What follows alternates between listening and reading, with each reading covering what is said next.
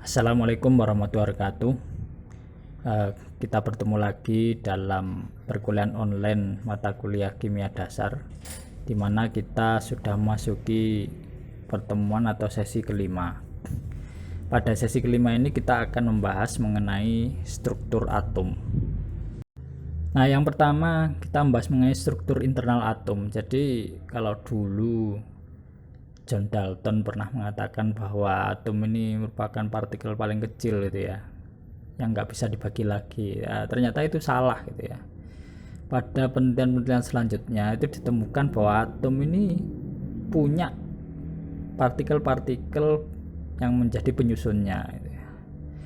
Nah, Ernest Rutherford ini menyatakan bahwa atom itu terdiri dari inti yang bermuatan positif, dan di sekitar inti itu terdapat elektron yang bergerak mengelilingi ya. Jadi ini mirip tata surya gitu ya. Ibaratnya inti atom yang bermuatan positif itu seperti matahari, sedangkan elektron-elektron itu mirip planet-planet gitu ya. Jadi atom ini ya mirip tata surya gitu ya. Ini menurut Rutherford. Nah, sedangkan selanjutnya hasil penelitian James Chadwick pada inti atom itu sendiri, dia menemukan bahwa inti atom yang bermuatan positif itu sebenarnya terdiri atas dua partikel, yaitu proton yang bermuatan positif dan neutron yang bermuatan netral. Nah, dari ketiga partikel penyusun atom ini, neutron ini merupakan partikel terbesar. Dia netral tapi paling besar gitu ya. Secara massa juga paling berat gitu ya. Nah, sedangkan proton itu sedikit lebih kecil daripada neutron, sedangkan elektron jauh lebih kecil. Jadi elektron-elektron itu banyak. Jadi kalau ada satu inti atom yang terdiri dari proton dan neutron, itu yang mengelilinginya itu elektron itu nggak cuma satu, tapi banyak. Tapi elektron-elektron ini kecil-kecil gitu, istilahnya gitu. Ya mirip tata surya tadi itu.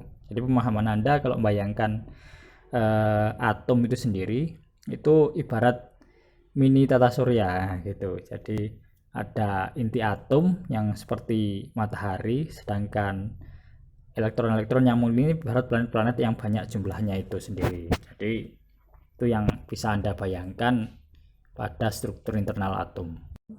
Nah, setiap atom itu punya nomor atom dan nomor massa. Ini kalau Anda melihat nanti di tabel periodik gitu ya, itu Anda akan melihat ada atom itu, terus ada angka di atas dan di bawah itu, di sampingnya.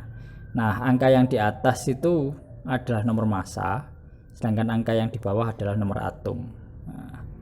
Nah, nomor atom ini sebenarnya adalah jumlah proton dalam inti setiap atom. Jadi berapa jumlah protonnya, yaitu yang ditulis di dalam nomor atom. Sedangkan nomor massa itu adalah jumlah total proton dan neutron dalam inti atom. Jadi Anda ingat, kalau nomor atom itu jumlah protonnya saja, sedangkan nomor massa itu jumlah keseluruhan antara proton dan neutron dalam inti atom. Selanjutnya ada yang dinamakan dengan isotop. Nah, isotop ini adalah atom yang mempunyai nomor atom yang sama, tapi nomor massanya berbeda. Jadi beberapa unsur itu punya nomor massa yang berbeda, jadi tidak tunggal unsur itu gitu. Contohnya hidrogen dan uranium. Hidrogen itu punya 3 isotop gitu. Yang pertama itu H11, yang kedua H12, yang ketiga H13. Jadi ada isotop hidrogen yang punya nomor massa 1, ada yang nomor massanya 2, ada yang nomor massanya 3. Tapi nomor atomnya semua sama. Jadi setiap unsur itu nomor atomnya pasti sama. Hanya nomor massanya yang bisa berbeda-beda ketika dia berbeda isotop. Uranium juga begitu. Ada yang punya nomor massa 235, ada yang punya nomor massa 236. Selanjutnya ada yang disebut dengan molekul. Molekul ini adalah kumpulan dua atom atau lebih yang terikat oleh ikatan kimia. Jadi ketika dua atom atau lebih itu berikatan secara kimia, dia akan membentuk molekul. Contoh molekul ini ada dua ya, ada molekul diatomik dan ada molekul poliatomik. Yang membedakan, kalau molekul diatomik itu mengandung dua atom, Sedangkan molekul poliatomik itu mengandung lebih dari 2 atom. Nah, di sini yang menentukan itu cuma jumlah atomnya saja. Jadi walaupun jenis atomnya atau jenis unsurnya berbeda yang berikatan, itu tidak menjadi masalah. Contoh, untuk molekul diatomik itu ada H2 yang dimana itu atomnya hidrogen dengan hidrogen berikatan. Ada juga HCl, yaitu atom H dengan atom hidrogen dengan atom klorin, itu berikatan. Atau CO, karbon dengan oksigen, itu berikatan. Jadi selama mengandung 2 atom, dia disebut sebagai molekul diatomik, baik atomnya sama maupun berbeda. Begitu juga dengan molekul poliatomik. Nah, ketika dia mengandung lebih dari 2 atom, walaupun atomnya sama ataupun berbeda, itu disebut sebagai molekul poliatomik. Misalnya ozon, O3, ini atomnya sama, oksigen semua, tapi ada 3. Atau air, H2O, atau amonia, NH3. Nah, jadi beda atom maupun atom yang sama itu tergantung jumlahnya, dia yang masuk ke diatomik atau poliatomik. Nah, molekul ini yang harus Anda ingat, dia tidak bermuatan listrik atau netral. Kenapa? Karena jumlah proton dan elektronnya itu sudah sama. Jadi akhirnya dia saling meniadakan. Ibaratnya karena komponen positif dari proton dengan komponen negatif dari elektron itu sudah sama, maka dia menjadi setara. Jadi menjadi netral gitu. Plus dan minusnya sama, akhirnya menjadi netral. Jadi molekul ini sifatnya selalu netral, tidak bermuatan listrik. Nah, berbeda dengan ion. Ion ini sama-sama kelompok atom itu. Jadi kalau ion itu bisa sebuah atom saja atau kelompok atom gitu. Banyak atom gitu, lebih dari 1 yang punya muatan positif atau negatif. Jadi kalau molekul tadi netral, kalau ion ini punya muatan baik positif atau negatif. Nah, ion yang bermuatan positif kita sebut sebagai kation. Contohnya natrium Na+ gitu ya. Atau kalsium Ca2+. Sedangkan ion yang bermuatan negatif itu kita sebut sebagai anion. Contohnya itu Cl- atau O2-. Nah, ada beberapa unsur yang cenderung membentuk kation, ada juga yang cenderung membentuk anion. Nah, unsur-unsur logam itu umumnya cenderung membentuk kation atau bermuatan positif ionnya. Sedangkan unsur-unsur non-logam itu akan cenderung membentuk anion atau cenderung bermuatan negatif ketika menjadi sebuah ion. Nah, ion ini ada 2. Yang pertama ion monoatomik yang hanya mengandung 1 atom. Contohnya tadi Na+ dan Cl- gitu ya. Ada juga ion poliatomik. Nah, ion poliatomik ini mengandung lebih dari 1 atom. Jadi gabungan beberapa atom yang muatannya enggak netral tapi positif atau negatif. Contohnya NH4+, OH- atau hidroksida, itu dia membentuk ion. Ikatannya membentuk ion karena jumlah proton dan elektronnya tidak seimbang. Sehingga mana yang lebih banyak? Ketika jumlah protonnya lebih banyak, dia akan bermuatan positif. Ketika jumlah elektronnya yang lebih banyak, dia akan bermuatan negatif. Selanjutnya kita bahas mengenai penamaan senyawa. Jadi senyawa itu kan ikatan kimia antara 2 atau lebih unsur gitu ya. Nah, ada cara untuk menamakan senyawa yang terbentuk dari ikatan unsur-unsur tadi gitu ya. Yang pertama, ada yang disebut sebagai senyawa ionik. Senyawa ionik ini adalah senyawa yang terbentuk dari kation dan anion. Yang seperti tadi kita sebutkan bahwa kation itu umumnya dari logam. Ini walaupun nggak selalu ya gitu. Sedangkan anion itu dari non logam. Jadi senyawa ionik umumnya melibatkan logam dan non logam yang berikatan. Nah, cara memberi namanya atau penamaannya itu cukup nama kationnya ditambahkan dengan nama anionnya, terus diberikan akhiran ida. Contoh, ketika aluminium berikatan dengan brom, Al berikatan dengan Br.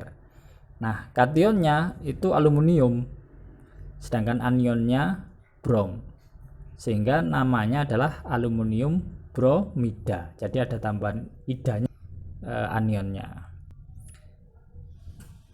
Nah, semua seperti itu gitu ya. Jadi ada banyak contoh, misalnya kalium bertemu dengan brom menjadi kalium bromida gitu ya. Dan seterusnya gitu ya. Jadi ada beberapa penamaan yang mengikuti aturan itu gitu ya. Dan banyak sekali, jadi kation dan anion bisa Anda lihat di tabel gitu ya. Jadi secara umum seperti itu yang banyak, misalnya aluminium klorida, kalsium klorida gitu. Jadi itu cara memberikan penamaan pada senyawa ionik. Walaupun tentu ada juga penamaan-penamaan lain yang tidak mengikuti aturan IDA tadi gitu ya. Ada sulfat, kromat, sulfit dan lain sebagainya gitu. Tapi itu nanti akan kita jelaskan lebih lanjut, tapi secara mudahnya dan secara umum itu cukup kation ditambahkan dengan anionnya terus diberikan akhiran ida, yaitu terutama unsur yang isinya cuma antara dua unsur gitu ya. Nah, jenis senyawa berikutnya adalah senyawa molekuler. Jadi kalau senyawa ionik tadi itu melibatkan unsur logam yang berikatan dengan unsur non logam, maka senyawa molekuler itu ikatan antara unsur-unsur non logam. Jadi dua-duanya itu unsur non logam. Nah, cara memberikan penamaan itu adalah unsur pertama ditambahkan unsur kedua terus diberi akhiran ida. Jadi mirip yang tadi ya, kationnya ditambahkan anionnya terus diberikan ida kalau yang ionik. Karena di sini nggak ada kation anion gitu ya. Kalau untuk molekuler maka unsur pertama ditambahkan unsur kedua terus diberi akhiran ida. Nah, untuk jumlah unsur itu muncul pada senyawa molekuler. Jadi jumlah unsur itu biasanya dinyatakan dengan Yunani. Contohnya 1 itu mono, 2 di, 3 tri, 4 tetra, 5 penta, 6 heksa, 7 hepta, 8 okta, 9 nona, dan 10 deka. Contoh CO2, C-nya itu kan karbon, O-nya oksigen, maka karena diberi akhiran ida jadi oksida. Tapi karena O-nya 2, maka diberi awalan di, sehingga muncul karbon dioksida. Sedangkan kalau kita bandingkan gitu ya dengan CO misalnya, C-nya karbon, O-nya jadi oksida. Karena O-nya 1, maka dinamakan karbon monoksida, monooksida maksudnya gitu. Terus ada contoh lagi N2O4. Karena N itu nitrogen, O-nya oksida. Tapi N-nya 2, maka ada istilahnya jadi dinitrogen. O-nya 4 jadi tetraoksida. Nah, jadi seperti itu semuanya gitu. Jumlahnya muncul. Beda dengan senyawa ionik tadi, jumlahnya tidak muncul. Tapi ada pengecualian untuk senyawa molekuler yang mengandung hidrogen. Nah, jadi kalau mengandung hidrogen, dia punya nama khusus yang tidak terikat dengan aturan tadi gitu. Tidak terikat juga dengan awalan-awalan Yunani tadi gitu. Contohnya B2H6 itu namanya diboron, CH4 namanya metana. Jadi enggak ini beda betul-betul gitu. Ada NH3 amonia, H2O itu air, H2S hidrogen sulfida. Jadi sudah tidak mengikuti aturan yang sebelumnya ya. Khusus yang pengecualian seperti ini ya mau nggak mau itu dihafalkan biasanya. Jadi tidak bisa kita karang sendiri namanya. Jadi sudah ada konsensus namanya ini loh gitu. NH3 itu amonia loh namanya, bukan nitrogen tri hidroksida, gak ada seperti itu. Jadi namanya NH3 ya amonia.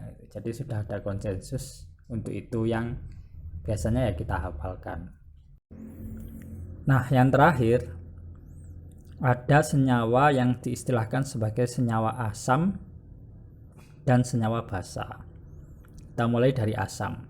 Asam itu zat yang menghasilkan ion hidrogen atau H+ saat dilarutkan dalam air. Nah, cara memberikan penamaan asam ini, jadi namanya asam plus anionnya, terus plus akhiran ida. Contoh HCl, itu enggak kita sebut hidrogen klorida, tapi asam klorida. Jadi hanya itu disebut asam aja. H2S kita enggak nyebutnya sebagai hidrogen sulfida, tapi kita nyebutnya asam sulfida. HCN asam sianida, jadi namanya pakai asam, hanya itu disebut asam karena ion H+ nya di situ adalah asa yang menjadikan dia asam. Terus ada juga asam okso. Jadi asam okso ini asam yang mengandung hidrogen dan oksigen, juga unsur lain. Jadi ada hidrogen, oksigen, terus plus unsur lain. Nah, untuk asam okso ini penamaannya tidak pakai ida, tapi pakai akhiran at. Contoh H2SO4. Jadi ada H-nya, ada O-nya, tapi ada S di situ. Kita nyebutnya asam sulfat. HNO3 asam nitrat.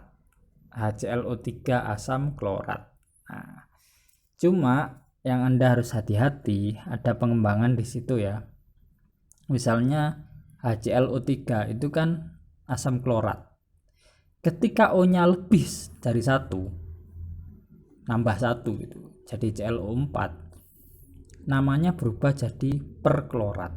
Jadi kalau lebih dinamakan per gitu. lebih 1 dinamakan perklorat. Jadi kalau HNO4 ya pernitrat.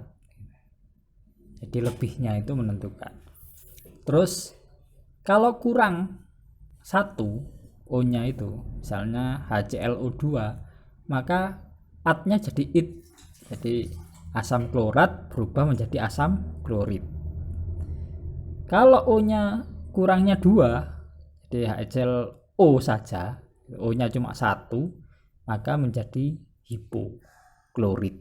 Nah, jadi ada kalau yang normal itu klorat, kelebihan 1 per klorat, kurang 1 klorit, kurang 2 hipoklorit. Begitu juga untuk nitrat, per nitrat, nitrit sama hiponitrit. Nah, itu aturan untuk penamaan asam okso.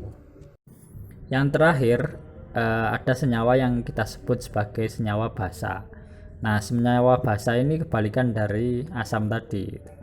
Kalau asam tadi ketika dia dilarutkan dalam air, dia akan menghasilkan ion hidrogen atau ion H+. Kalau basa ketika dia dilarutkan dalam air, dia akan menghasilkan ion OH- atau ion hidroksida. Nah, untuk penamaannya cukup dinamakan pakai kationnya plus hidroksida. Contohnya NaOH itu natrium hidroksida, KOH kalium hidroksida, BaOH2 barium hidroksida. Dan basa ini umumnya adalah gabungan antara logam dengan hidroksida, makanya dia dinamakan dengan nama logamnya plus dengan nama hidroksidanya. Nah, demikian pertemuan kita pada sesi kelima ini. Nah, saya juga mengingatkan karena memang kondisi sekarang sedang tidak baik gitu ya, untuk Anda keluar rumah misalnya, maka Anda batasi sebaik mungkin selama nggak urgent gitu, nggak ada hal yang sangat penting, usahakan Anda tetap di rumah gitu. Belajar, Anda manfaatkan waktu Anda untuk belajar di rumah sebaik-baiknya. Dan jangan lupa tetap Anda kerjakan diskusi, kuis, karena itu menggantikan kehadiran Anda. Apalagi kan semua kuliah sekarang berjalan secara online. Jadi Anda jangan sampai Anda nggak mengerjakan apa-apa. Nah, Kalau seperti itu Anda dianggap nggak kuliah.